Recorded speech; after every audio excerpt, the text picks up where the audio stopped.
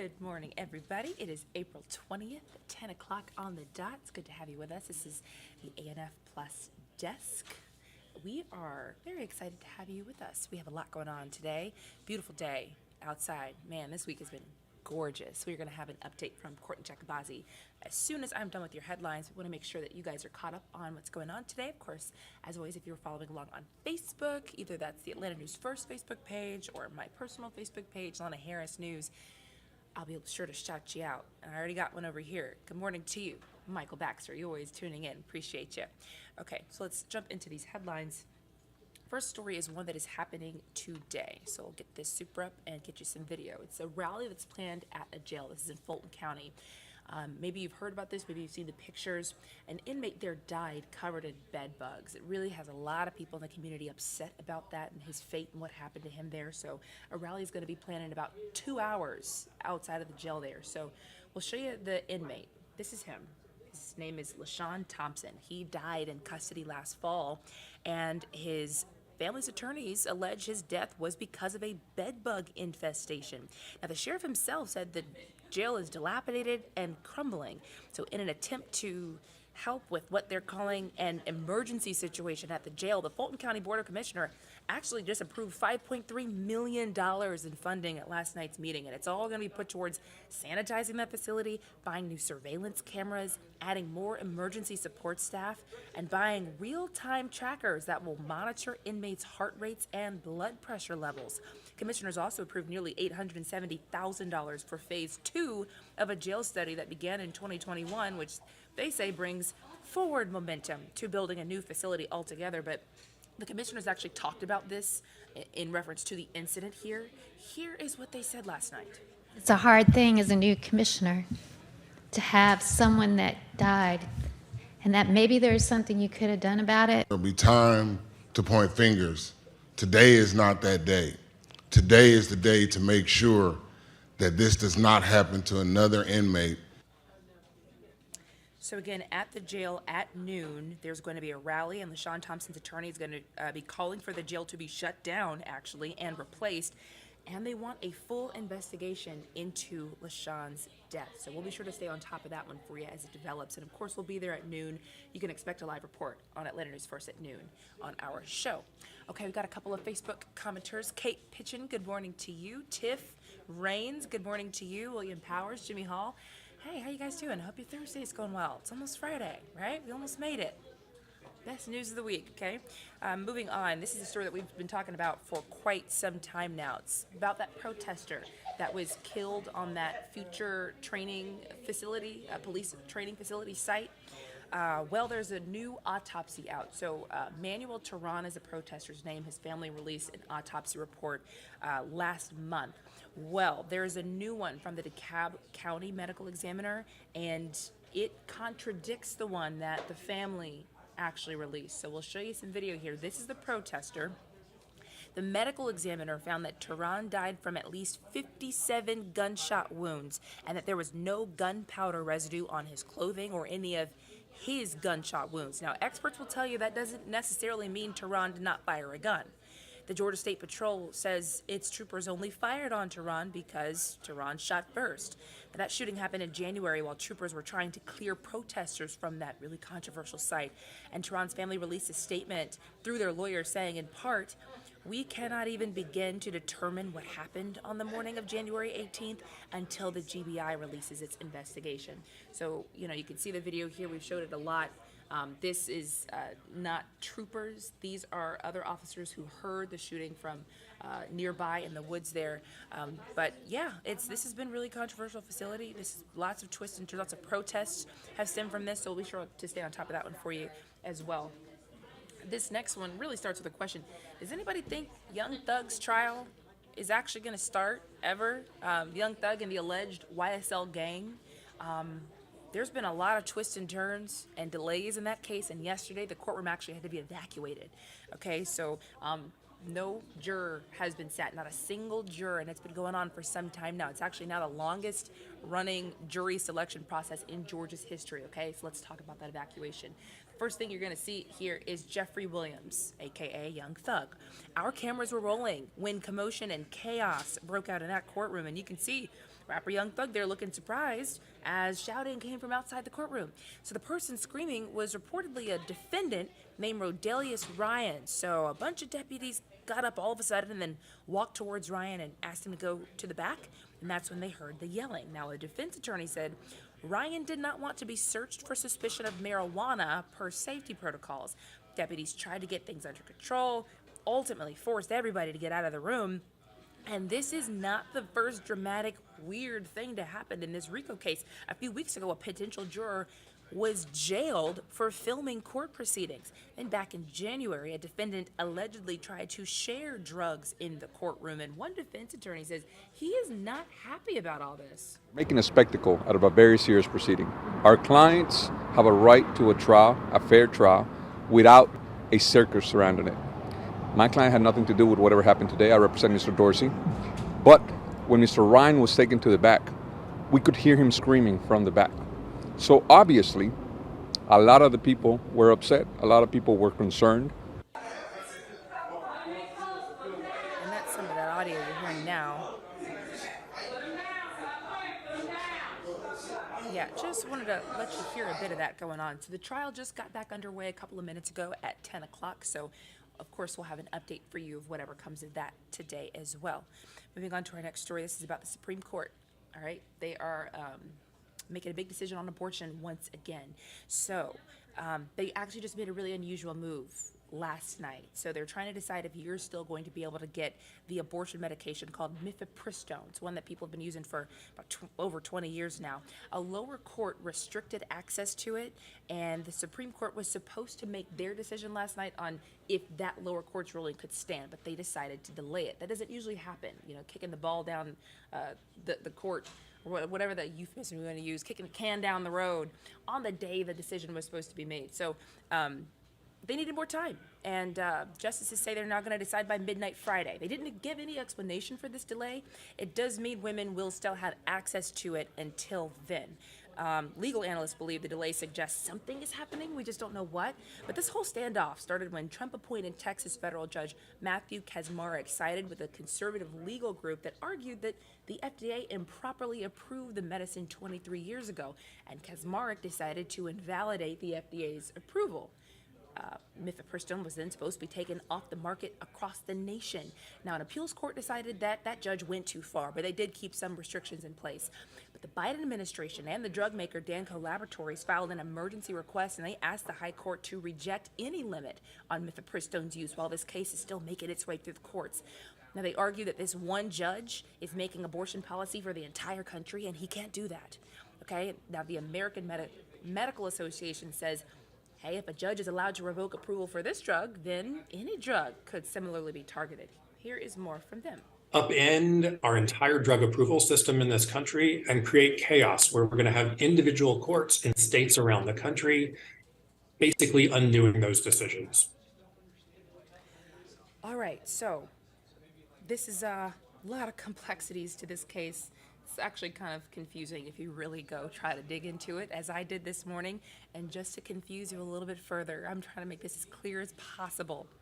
Yesterday, the company Gen BioPro, which makes a generic form of mifepristone, sued the FDA to prevent them from complying with the court's order if mifepristone is taken off the market. So just a lot going on here. Again, the next update should be on Friday when the Supreme Court weighs in. So we'll, of course, bring that to you when that decision comes in. The last one, we're all on Facebook right now. How long have you had your Facebook? It's an important question because you could be getting some money, okay? If you've used Facebook over the past 16 years, you could qualify for a payment from a class action lawsuit. Current or former Facebook users can now file for compensation as part of a $725 million settlement. The money comes from a class action lawsuit over Cambridge Analytica and other third parties using Facebook users' private information without your consent. Oh man, I actually have the website that you're supposed to go to, and I didn't write it down. Ooh, isn't that like a tease?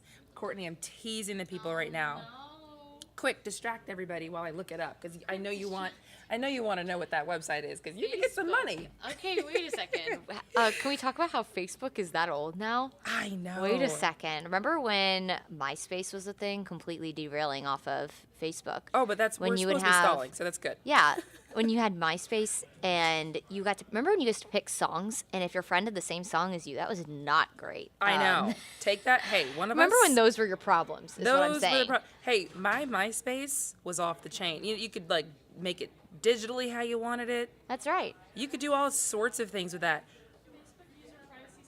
Okay, hold on. It's FacebookUserPrivacySettlement.com. In fact, since I delayed so long for you guys, I'm going to actually put it on a super. Thank goodness for Maria. You guys remember Maria?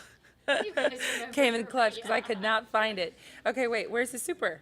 We're teasing the people. Aren't you putting it in? Or you put it on the comments. Okay, so go to the comments. What is it again? Facebook user settlement. Excuse me.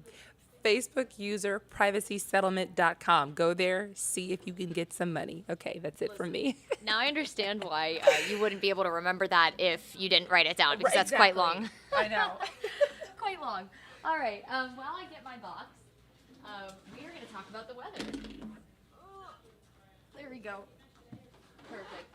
For those of you, the ones who know, I am 5'1" every day of the week, so I need a box to stand on, or I would look very miniature. So it's a beautiful day outside. Good morning, everyone who is tuning in. Thanks for going along with us on that roller coaster ride to get that website for you. But the weather, not going to be a roller coaster by any stretch of the imagination. It's going to be a beautiful day today. Hopefully you've been able to get out and enjoy it. You were just looking over Midtown. Now, of course, you're looking over Marietta Square.